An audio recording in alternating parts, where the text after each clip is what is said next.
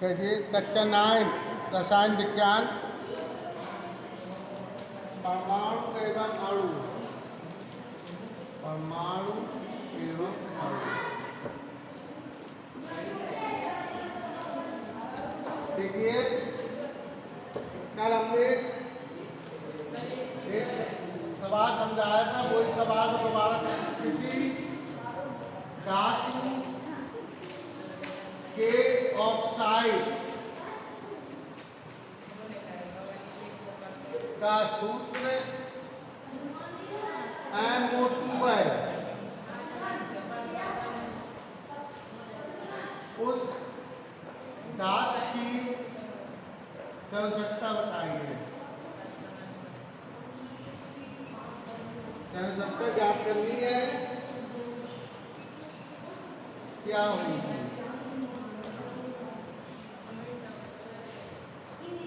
किसी धातु के ऑक्साइड का सूत्र MO2 है। कितनी है? MO2। तो इसकी संरचना के लिए हमने धातु के ऑक्साइड क्या सूत्र MO2 है। कितनी है? MO2। अब क्योंकि आपको पता होना चाहिए ऑक्सीजन में, ऑक्सीजन पर तो इकाई ऋण आवेश होता है। ऑक्सीजन में कितना होता है? तो इकाई ऋण आवेश होता है। ऑक्सीजन पर तो इकाई ऋण आवेश होता है। तो इकाई ऋण आवेश होता है। क्यों होता है? तो इकाई ऋण आवेश क्यों होता है? फिर मैं बता रहा हूँ, O का परमाणु क्रमांक 8 होता है तो 2,6। तो ये मतलब ऑक्सीजन का परमाणु 8 होता है तो 2,6। पहली कक्षा में 2 इलेक्ट्रॉन, दूसरी में 6। तो इसको 2 इलेक्ट्रॉन ये लेकर, 2 इलेक्ट्रॉन ग्रहण कर कर ये अपनी कक्षा पूर्ण कर लेगा। तब ये 2 इलेक्ट्रॉन लेता है तो इसी पर ऋण आवेश होगा। कौन जानो? ऋण आवेश। अब यहाँ पर MO2 में वो कितने हैं? 2 हैं भाई। एक ऑक्सीजन पर तो इकाई का ऋण आवेश होता है। अब MO2 में M पर भाई यहाँ पर O की 2 आएगी तो अब MO2 में M पर +4 आवेश होगा। कितना होगा? +4 आवेश होगा। नहीं आई समझ में? M ऑक्सीजन में 2 ऋण आवेश होता है तो इकाई का। अब MO2 में ऑक्सीजन 2 आई में धातु M पर +4 आवेश होगा। कितना होगा? +4 आवेश होगा। इसलिए धातु M की संरचना कितनी हो गई? 4। कितना आवेश होगा नहीं उसकी संरचना होती है। इस तरीके से कल हमने एक क्वेश्चन दिया था, लिखिए किसी धातु के ऑक्साइड का सूत्र MO है। किसी धातु के ऑक्साइड का सूत्र MO है तो उसके क्लोराइड का सूत्र क्या होगा?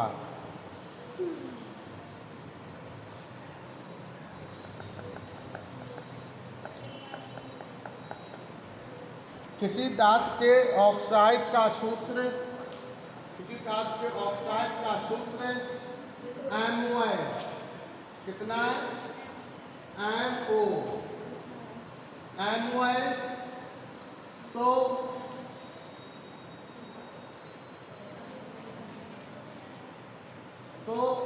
धातु के क्लोराइड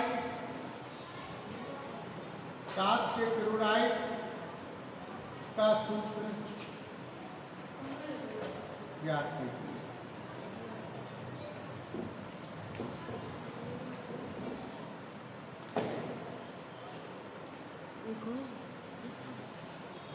ठीक है, तो यहां पर धातु के ऑक्साइड का सूत्र MOI है। अब हमने कहा था ऑक्सीजन पर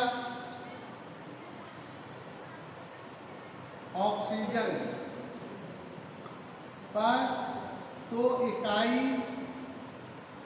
ऋण आवेश होता है, तो इकाई ऋण आवेश होता है। अब तुम ऑक्सीजन पर तो इकाई का ऋण आवेश पक्का होता है, क्योंकि तो इलेक्ट्रॉन ये किराया करता है। इसी धातु M पर कितने इकाई का धन आवेश होगा, तो O पर ऋण है तो धातु पर धन आवेश होगा।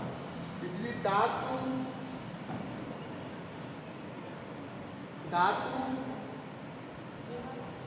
M पर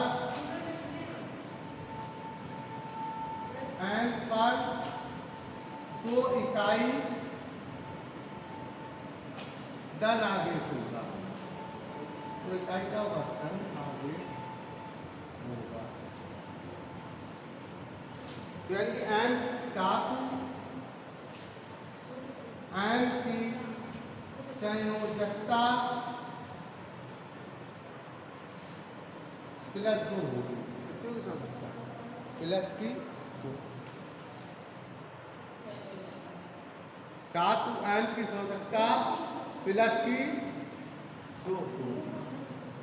अब हमने क्लोराइड का सूत्र पूछा है, क्लोराइड यानी Cl।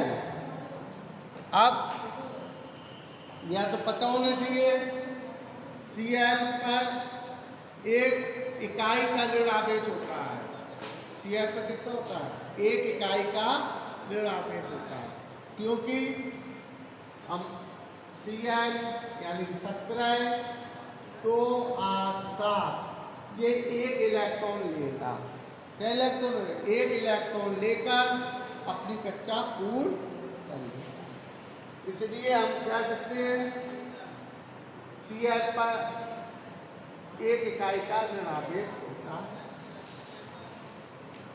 तो हम कहेंगे क्लोरीन Cl पर एक इकाई का ऋण आवेश होता है।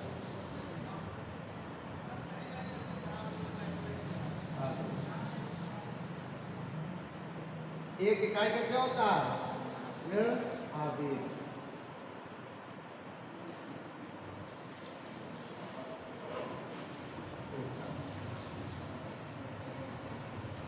एक इकाई का ऋण आवेश होता है, यानी कि हम कह सकते हैं Cl की संयोजकता कितनी होगी? 1 होगी। कितनी होगी? 1। और धातु की संयोजकता कितनी निकली? 2 निकली। धातु की संयोजकता 2 निकली और Cl की संयोजकता 1 है। तो धातु के क्लोराइड का सूत्र क्या हो जाएगा? क्योंकि यानी कि M की 2 निकली और Cl की ऋण है, तो ये MCl2 क्या हो जाएगा? MCl। इस तरीके से ये हम कर सकते हैं। इसी तरीके से हम एक सवाल फिर बोल रहा हूँ, समझने की कोशिश करो।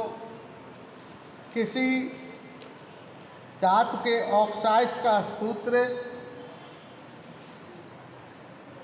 किसी धातु के ऑक्साइड का सूत्र NO2O3 है।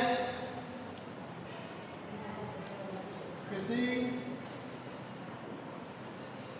धातु के ऑक्साइड का सूत्र M2O3 है। क्या है? M2O3 है। M2O3 है। तो इसके क्लोराइड का सूत्र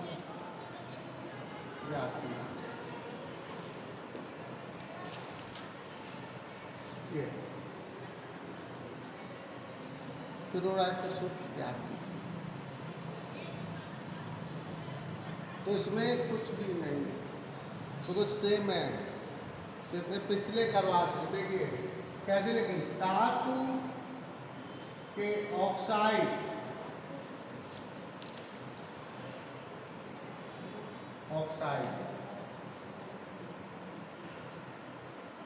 का सूत्र M2O3।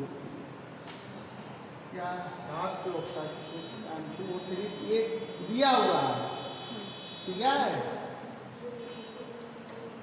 तो इसमें अगर हम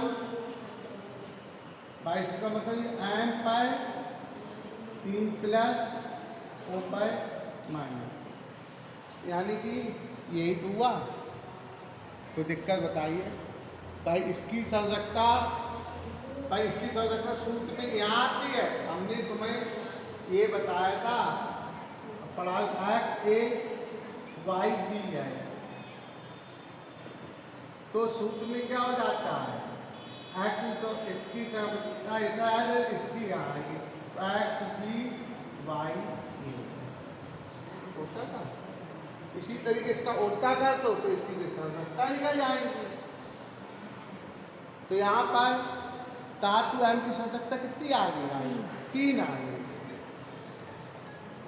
हम कह सकते हैं धातु M की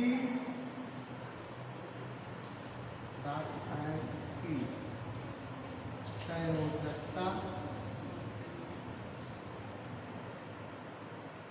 कितनी होगी? धातु M की मतलब इन सवालों में किसी को ऑक्साइड का सूत्र दिया है, उससे हम धातु M की संयोजकता पता कर लेते हैं। या धातु M पर 3 इकाई का धन आवेश होगा। कितनी इकाई का होगा? 3 इकाई का धन आवेश होगा। अब हमें किसका सूत्र पूछा उन्होंने? क्लोरीन का। किसका पूछा? क्लोरीन का, क्लोराइड का। क्लोराइड यानी Cl, और Cl की संयोजकता कितनी होती है? 1 इकाई का ऋण आवेश होता है। कितने का होता है? 1 इकाई का ऋण आवेश क्लोरीन का। तो क्लोरीन की संयोजकता कितनी होगी? Cl की संयोजकता कितनी होगी? 1 -1 होती है। अब हमें क्या चाहिए? धातु के इसके क्लोराइड का सूत्र। इसके मतलब धातु के क्लोराइड का, इसके मतलब क्या है? यहाँ धातु के क्लोराइड का सूत्र। धातु के क्लोराइड का सूत्र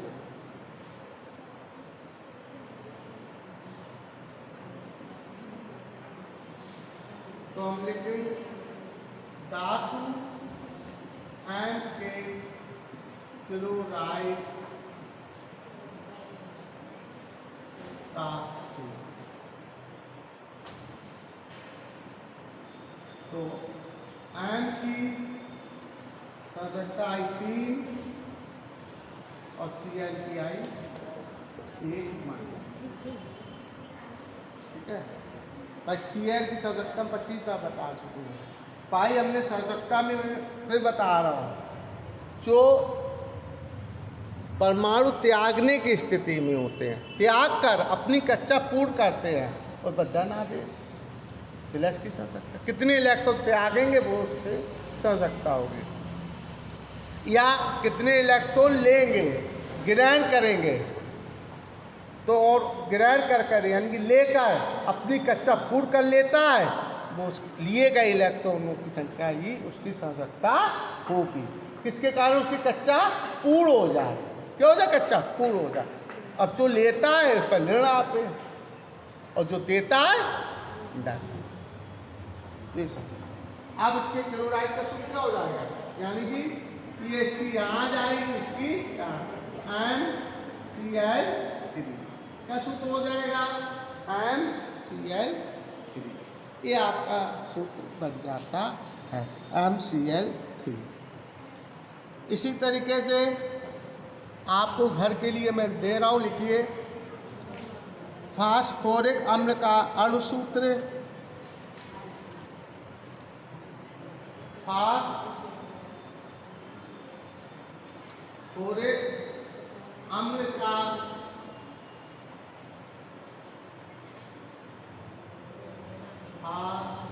फास्फोरिक अम्ल का अणुसूत्र H3PO4 है। H3PO4 है, 4 है, एक धातु N, एक धातु M के क्लोराइड का सूत्र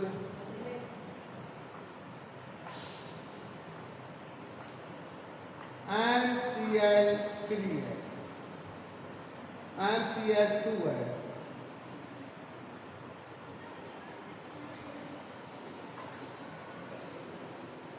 तो इस धातु के फास्फेट का अणुसूत्र लिखिए। इस धातु के फास्फेट का सूत्र लिखिए।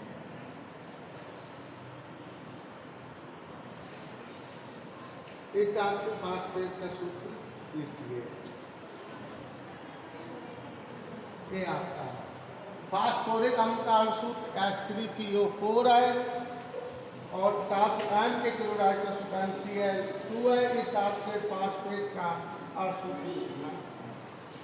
तो इसमें देखिए, आप लोग अगर ध्यान दें, कुछ भी नहीं है। हम यहाँ पर MCl2 से तो यहाँ पर M की सांद्रता कितनी आ रही है? 2 आ रही है। धातु M की सांद्रता कितनी होगी? 2 हो जाएगी। और यहाँ से H3PO4 से फास्फोर की सांद्रता कितनी हो जाएगी? 3 कितनी हो जाएगी? 3 हो जाएगी। हो जाएगी? बात सुनो, उसमें कुछ नहीं है, फिर मैं समझाने की कोशिश कर रहा हूँ। इधर फास्फोरिक अम्ल का अणुसूत्र H3PO4 है, तो इससे मतलब इसको हम क्या लिख सकते हैं? H1 हाइड्रोजन की 1 होती है और PO4 की -1। इधर PO4 की आधी सांद्रता 3 है। अब MaCl2 में M की क्या होगी? 2 और Cl की -1। अब हमने किसका सूत्र पूछा?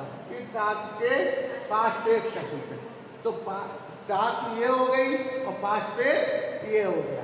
इन दोनों को ले लीजिए, तो M2 और PO4 माइनस, तो इसकी यहाँ आ जाएगी, इसकी यहाँ हो जाएगी, तो क्या हो जाएगी? M3PO4 का, और ये आपका सूत्र बन जाता है। कल हम फिर इसको समझा देंगे। पहले हमने घर के लिए दिया है, ठीक है? इसको बार बार आप जब करेंगे तब आपको आएगा। अब हमने कल पढ़ा दिया, तुम जो आज नहीं पढ़ाते तो निकल जाता पूरा दिमाग से। तो 3 बार पढ़िए तो अपने आप आने लगते हैं, ठीक है?